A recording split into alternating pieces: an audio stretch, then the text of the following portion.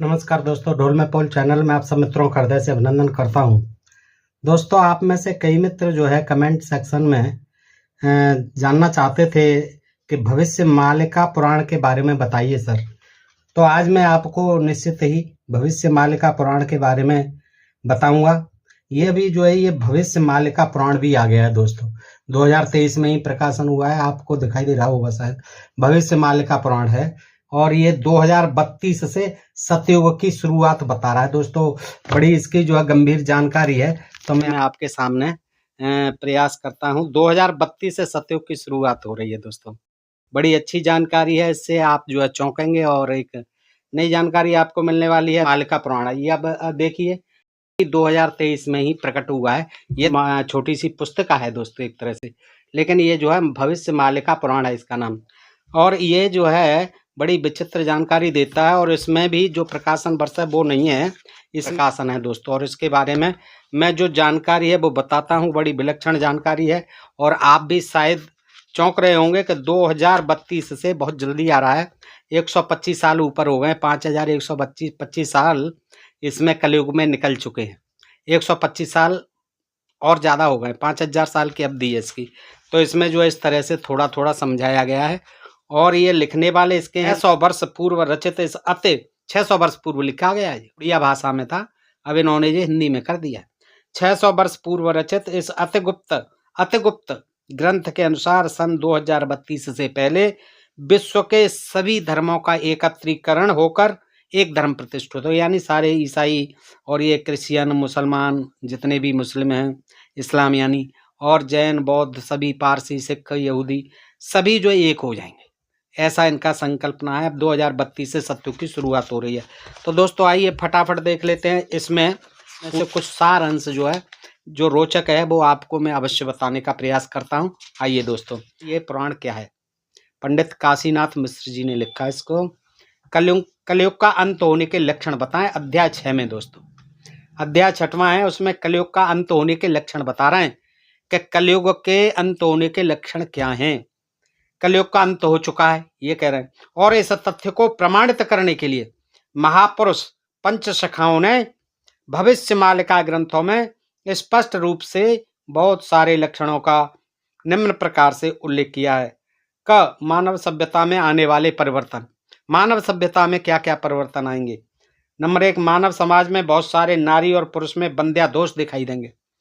नारी और पुरुष में दोनों में क्या दोष दिखाई देंगे, बंध्या यानी बांझ दोष, बच्चे नहीं पैदा होंगे जिसका कारण उनके संतान पैदा नहीं होगी। नंबर दोस्तों 2, नारी और पुरुष का लिंग परिवर्तन संभव होगा और बहुत सारे लोग अपना लिंग परिवर्तन करेंगे बिल्कुल। नंबर 3, कामना वासना स्वार्थ और धन के लालच के चलते पुत्र अपने माता पिता की हत्या करेंगे।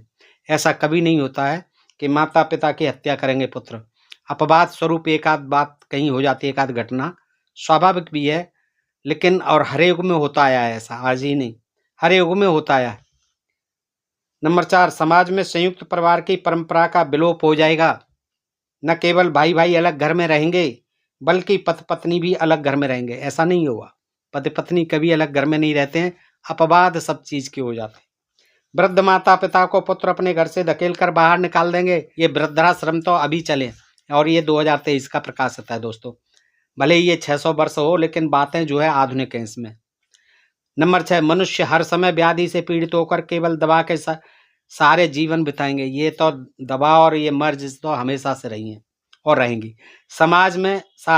समाज में मांसाहारियों, शराबियों, तंबाकू सेवन करने वालों और नशा करने वालों की संख्या बहुत अधिक बढ़ जाएगी। ये समय हमेशा रहा है। मांसाहार बहुत होता था पहले, ज़्यादातर मांसाहारी होते थे और शराब खूब पी जाती थी। देवता लोग सोमपान और सुरापान खूब करते थे और तंबाकू का सेवन भी शुरू से होता आया है। नशेबाजी भी शुरू से ही होती आ रही है, ये कोई नई बात नहीं है। ये कोई कलयुग के लक्षण नहीं है, ये सतयुग के भी लक्षण है, त्रेता के भी लक्षण है, द्वापर के भी लक्षण है और हर युग के लक्षण है। जब तक मनुष्य रहेगा, जब तक संसार रहेगा, ये दोष तो मनुष्यों के चलते रहेंगे। संसार में नंबर 8, संसार में गर्भपात और भ्रूण हत्या के पाप बड़ी संख्या में बढ़ जाएंगे। देखिए 9, संसार में दूसरी पत्नी की संख्या बहुत बढ़ जाएगी। आहा, संसार की बात हो रही है, केवल आप भारत की बात मत लीजिए। संसार में दूसरी पत्नी की संख्या बहुत बढ़ जाएगी। नंबर 10, पति पत्नी के बीच पवित्रता नहीं रहेगी। भाई क्या, पति पत्नी के बीच तो हमेशा पवित्रता रहेगी, अपवाद स्वरूप बात अलग है। 11, मानव समाज देवताओं की पूजा नहीं करेगा। खूब हो रही है धड़ल्ले से, और ज्यादा हो रही है, देख तो खूब हो रही है पूजा, मंदिर धड़ल्ले से बन रहे हैं।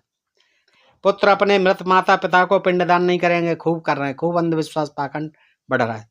माता पिता की अंतिम क्रिया में पुत्र योगदान नहीं करेंगे, खूब करते हैं, ऐसा कुछ नहीं है और कोई नहीं करने आएगा। माता पिता के अंतिम क्रिया में पुत्र ही योगदान करते हैं और करेंगे, अपवाद स्वरूप अलग है।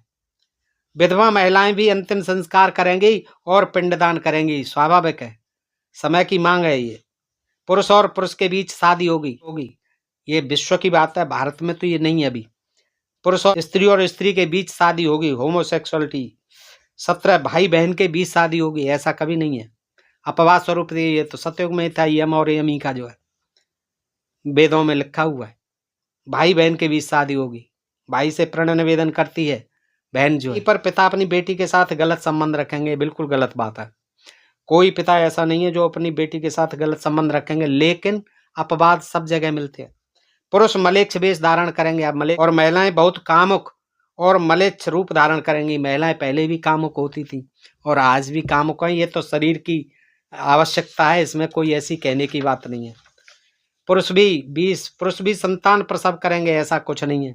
और ऐसे अपवाद स्वरूप तो मानधाता को पैदा कर दिया था, है युवनाश्व ने, पानी पी करके ही गड़े का, है तो उसको जो है वो रह गया था, प्रसव रह गया था, जिससे मानधाता पैदा हुए थे, इच्छाक वंश के महाराज।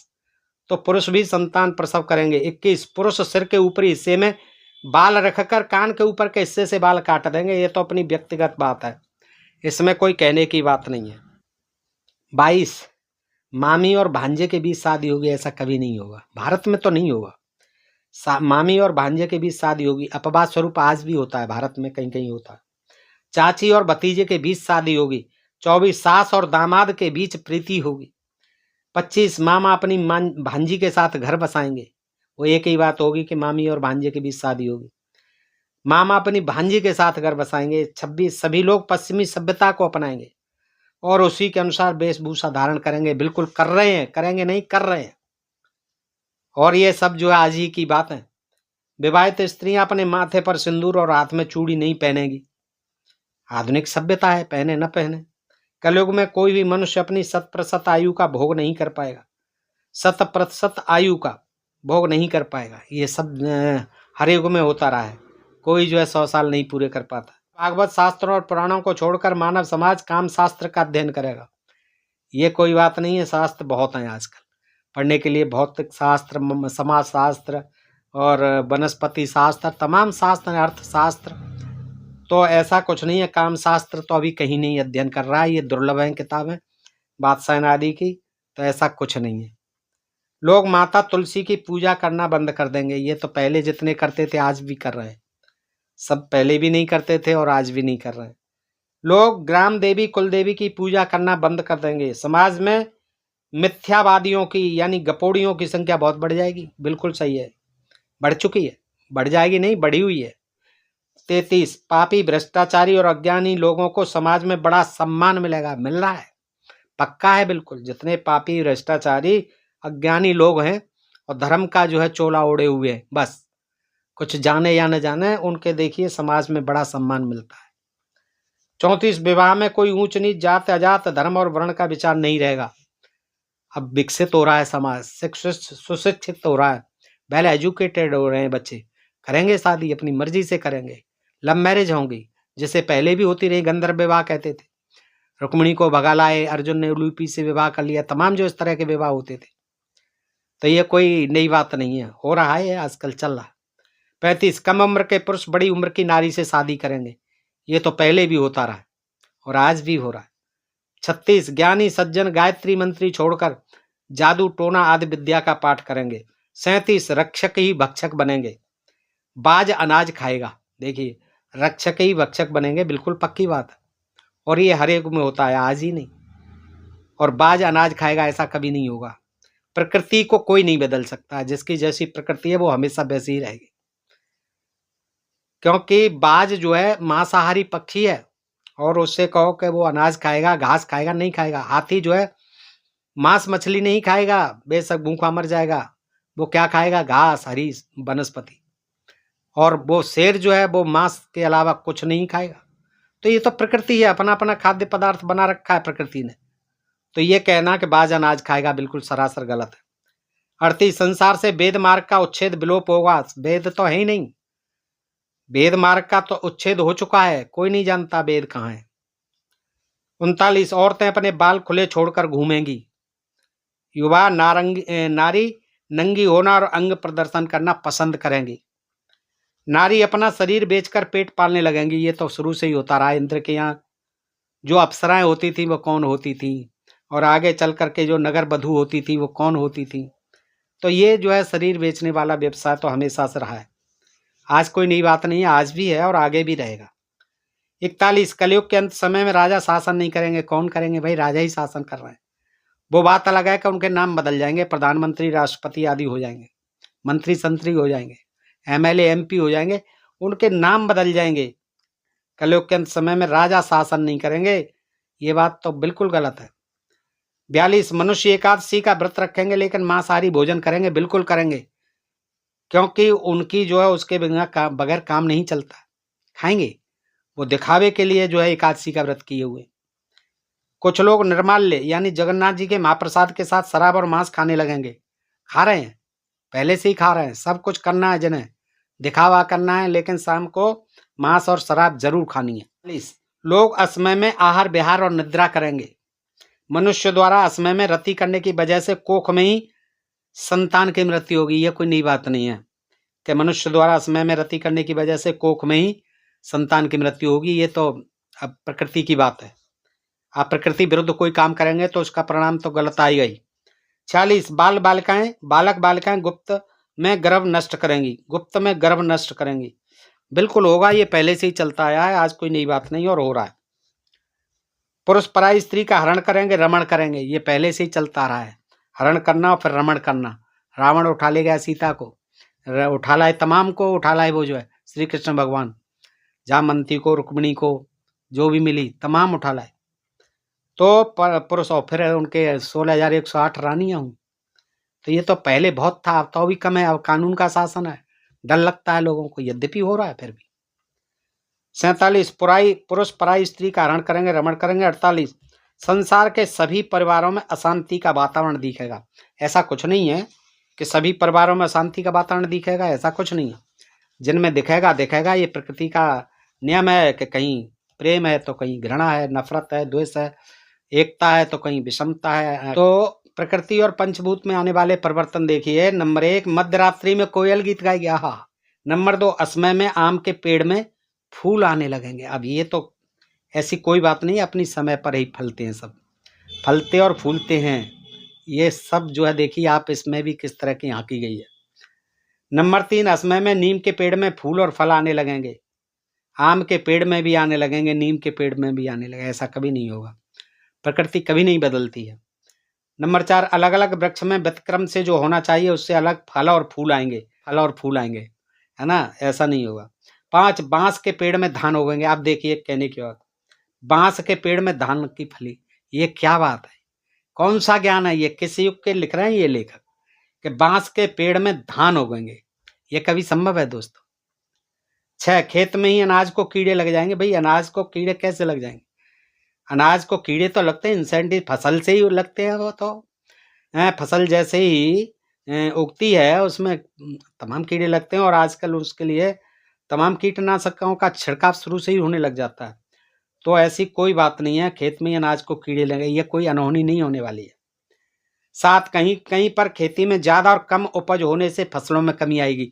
ये तो पहले भी होती थी, पहले तो बहुत ही कम होती थी फसल, केवल वर्षा पर आधारित थी। आज तो ट्यूबवेल और पंप जो है तमाम सिंचाई के साधन है। 8 अनेक स्थानों पर दुर्भिक्ष और अकाल पड़ेगा। हाँ, ये तो शुरू से ही चला रहा है, आज भी पड़ता है, पहले भी पड़ता था। 9 वज्रपात से बहुत से मनुष्य और जीव जंतु मरेंगे। ये कोई नई बात नहीं है, ये कलयुग आने के कोई लक्षण नहीं है, ये तो सब जगह सारे युग में होते रहे हैं। अच्छा, गौ माता की अकाल मृत्यु होगी। अब अकाल मृत्यु तो मनुष्यों की भी होती है, हर जीव की होती है। जब एक्सीडेंटल कोई डेथ है तो वो क्या अकाल मृत्यु है? 11 मनुष्य और जीव जंतुओं में अनजानी बीमारियां फैलने लगेंगी। ये तो शुरू से ही चला आ रहा है। पृथ्वी पर 64 प्रकार की महामारियां फैलेंगी। 64 प्रकार की, महाराज हजारों प्रकार की बीमारियां हैं आज भी। ऋतुओं का समय परिवर्तन होगा और केवल 13 दिनों में 6 ऋतुओं का अनुभव होगा। देखिए ये कितनी जो है फेंकी गई है, कितनी जो है वैज्ञानिक बातें लिख दी हैं इसमें भी, पुराणों की तरह। 13 ऋतुओं का समय परिवर्तन हो जाएगा। ये कहाँ से, कौन से लोग से भविष्यवाणी कर रहा है लेखक? ये देखिए कहते हैं ऋतुओं का समय असमय परिवर्तन होगा, असमय ही बदल जाएंगे और 13 दिनों में 6 ऋतुएं आ जाएंगी। बताइए, गर्मी, शीत, वर्षा, जो है से हेमंत, बसंत आदि सारी जो ऋतुएं 6 वो 13 दिनों में। क्या संभव है दोस्तों? कभी नहीं। अगर ऐसा होने लग जाए, प्रकृति अपने नियम से एक सेकंड को भी टल जाए, देखिए भूकंप आता है एक झटके में, एक सेकंड में, और जो है कितने लोगों का नाश कर देता है, कितनी जो है महामारी वो फैला देता है, उससे विनाश हो जाता है दुनिया भर का। जो है घर मकान गिरते हैं, सारे लोग मरते हैं उसमें, केवल एक सेकंड। पृथ्वी अगर जहाँ एक सेकंड भी, ये तो बहुत बड़ी बात है, 13 दिनों में 6 ऋतुएं आ जाएंगी। नदियों में असमय बाढ़ आ जाएगी। नदियों में असमय बाढ़ कभी नहीं आती है, जब वर्षा काल होता है तभी बाढ़ें आती हैं, आपने देखा होगा। और जैसे ही वर्षा समाप्त होती है, नदियों में पानी अपने आप कम हो जाता है। 15 सूर्य की किरणें 10 गुना ज्यादा तेज होंगी, कभी नहीं होंगी 10 गुना ज्यादा। सूर्य में भी जो है क्षति हो रही है, उसमें भी जो है उसकी किरणों का तापमान घट रहा है। 16 असमय मतलब दिन के दौरान को हरा कोहरा छाया रहेगा। असमय यानी कहने का मतलब है मई जून में भी कोहरा छाया रहेगा। असमय मतलब दिन के दौरान, दिल के वो भी असमय मतलब दिन के दौरान कोहरा छाया रहेगा। देखिए मई जून के महीने में और दिन में कोहरा छाया रहेगा। 17 बार बार तूफान आएंगे और तूफान के बल पर समुद्र बार बार तट की सीमा का उल्लंघन करेगा। वो तो होता रहता है, प्रकृति का नियम है। मरुभूमि में बाढ़ आएगी। मरुभूमि में आती है बाढ़ जब वर्षा होती है, तो ये कोई अनहोनी बात नहीं है।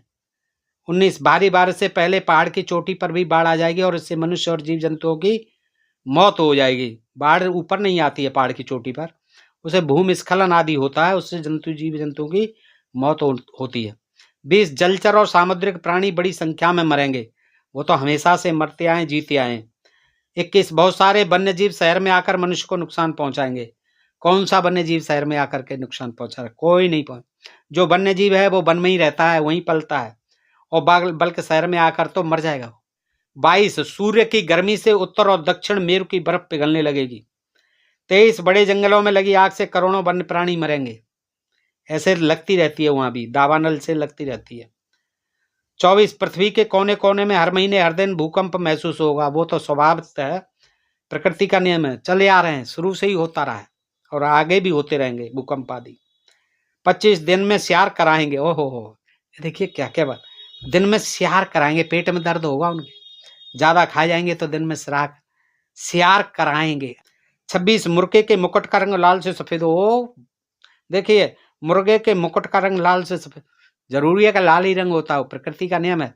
सब तरह के होते हैं, सब रंग दिए हुए हैं, मुर्गे में कई रंग होते हैं। 27 बैसाख के महीने में भी कमल खिलेंगे। वाह, बैसाख के महीने में भी कमल खिलेंगे। 28 चारों दिशाओं में धुआं सा दिखने लगे। अभी 7 दिन और 7 रात तक सूर्य और चंद्रमा नहीं दिखाई देंगे। ओह, देखिए इनने कितना जो है खोज की है, और ये क्या है, वो अपने पुराणों का जो है नियम पालन कर रहे हैं, ऐसे ही गपोड़े छोड़े गए हैं। के समय में भगवान कल्कि के द्वारा नया सूरज, नया चंद्रमा और नए नक्षत्रों की स्थापना होगी। ये सबसे बड़ी है भाई, इसको पढ़िए आप, जो है ये बहुत पढ़ने योग्य है।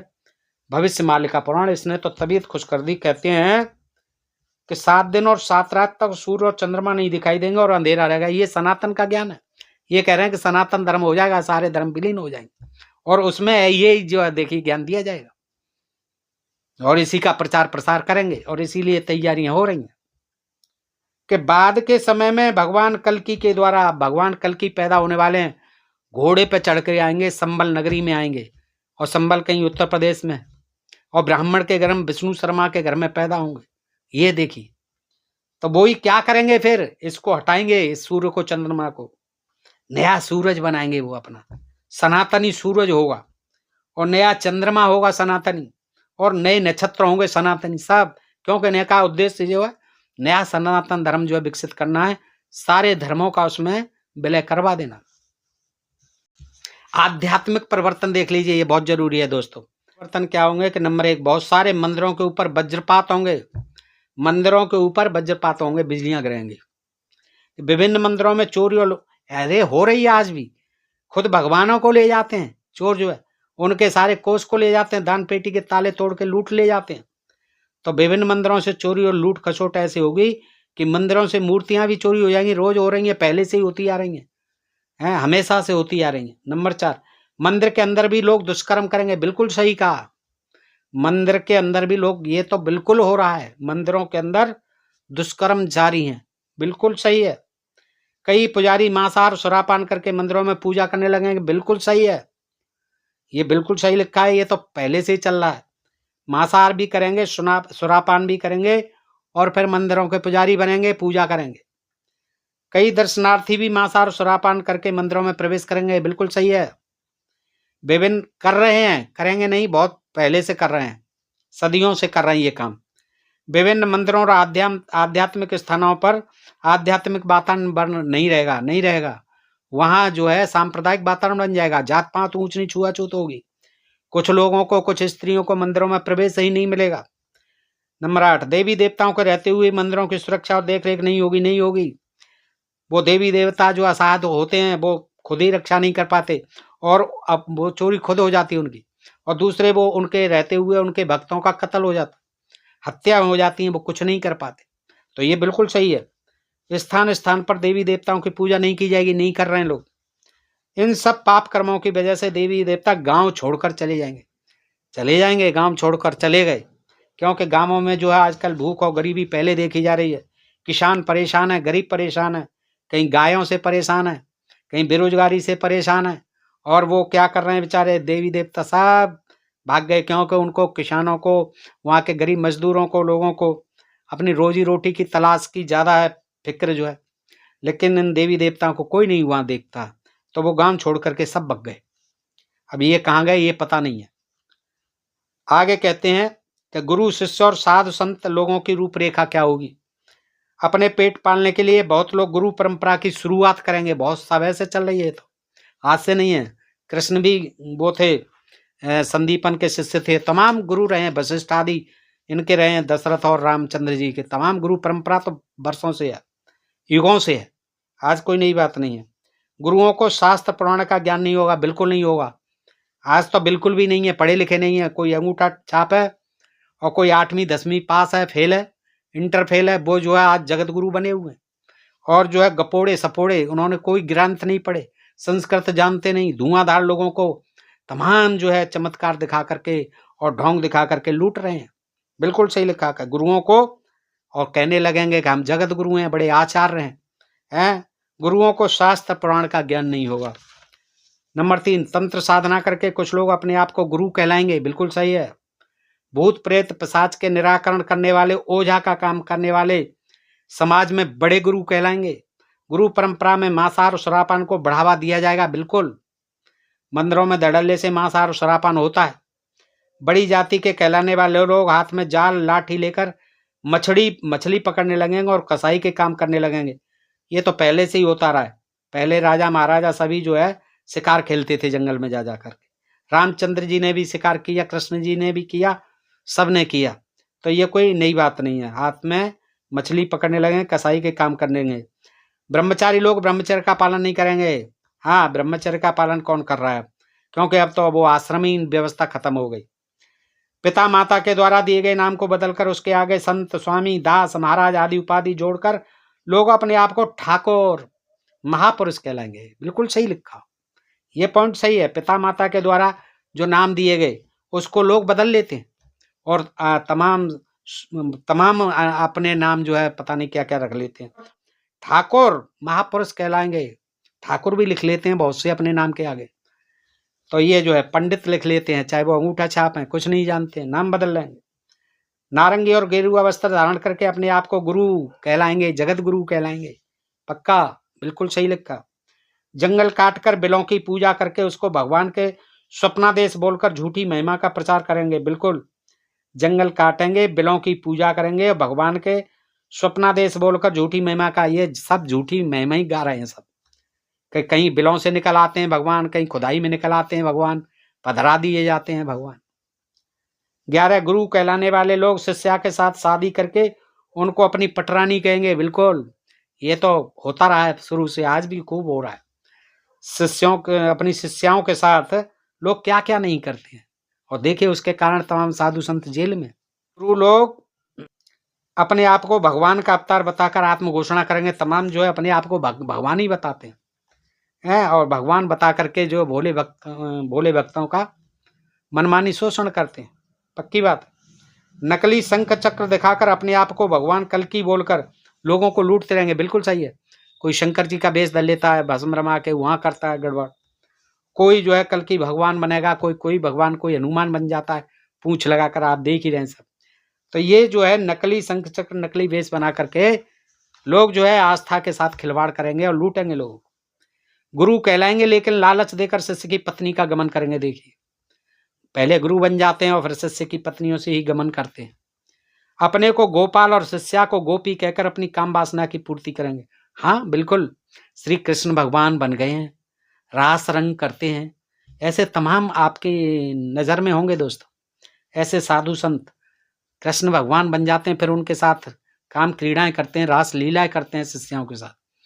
और एक तो जो अपने को जगत गुरु कहते थे वो संत इसीलिए प्रसिद्ध थे। गुरु अपने को भगवान नारायण बताएंगे और शिष्य शिष्या को मुक्ति देने का लालच देकर चरण सेवा कराएंगे। पक्की बात है, करा रहे हैं।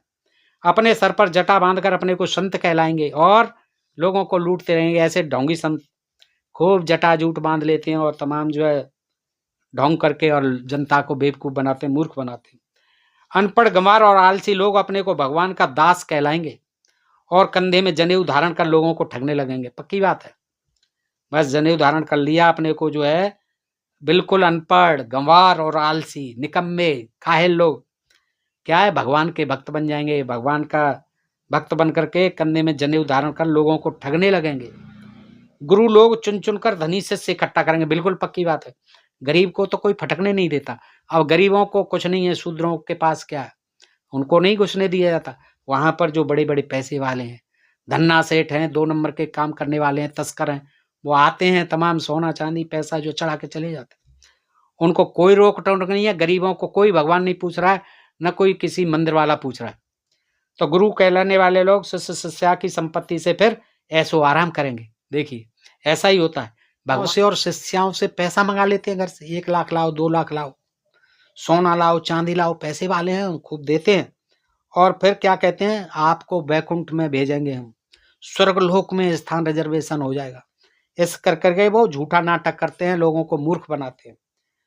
भाई, सुंदरी नारियों को विभिन्न प्रलोभन देकर शिष्या बनाकर अपनी काम वासना की पूर्ति करेंगे। ये आप देख ही रहे हो, बिल्कुल फैक्ट है। इस प्रकार युग के अंत में इन्होंने जो देख रहे हैं वो लिखा है, अभी का है, ये सही लिखा है। कुछ अपनी जो है जहां फेंकने की जरूरत है वहां फेंकी भी है ना, और कुछ जो देख रहे हैं समाज में जैसी स्थिति है यहाँ की, उस यथास्थिति का वर्णन भी कर रहे हैं। इस प्रकार के युग के अंत में संसार में बहुत सारे परिवर्तन होंगे और उलट पलट चीजें होने लगेंगी। भविष्य मालिका में महापुरुष पंच सखाओं ने, ये 5 सखा हुए हैं, 5 सखाओं ने कहा है कि कलयुग संपूर्ण खत्म होने पर ये सभी लक्षण दिखाई देंगे। आज लगभग सभी लक्षण हमें दिखने भी लगे हैं। इनमें से कुछ ही लक्षणों के प्रमाण मिलने बाकी हैं। हाँ, जैसे सूर्य चंद्रमा जो है 7 दिन नहीं निकलेंगे, कुछ जो है दिशाएं बदलेंगे, ऐसी चीजें अभी सुनी वो होना बाकी है। अतः हम यह कह सकते हैं कि कलयुग संपूर्ण रूप से खत्म हो चुका है और यह संगम युग या युग संध्या का समय चल रहा है और 2032 से सत्ययुग की शुरुआत होगी। दोस्तों बताइए जानकारी आपको कैसी लगी। अच्छी लगी हो तो सब मित्रों में शेयर करें दोस्तों, लाइक करें, कमेंट करें और अपने प्रिय चैनल डोल में पोल को सब्सक्राइब करते रहें और कमेंट करके बताएं ये जानकारी आपको कैसी लगी। भविष्यमाल का पुराण आप इसको मंगा के पढ़ सकते हो दोस्तों। तब तक आप सबके लिए हृदय से आभार। नमस्कार, जय भारत, जय इंडिया दोस्तों।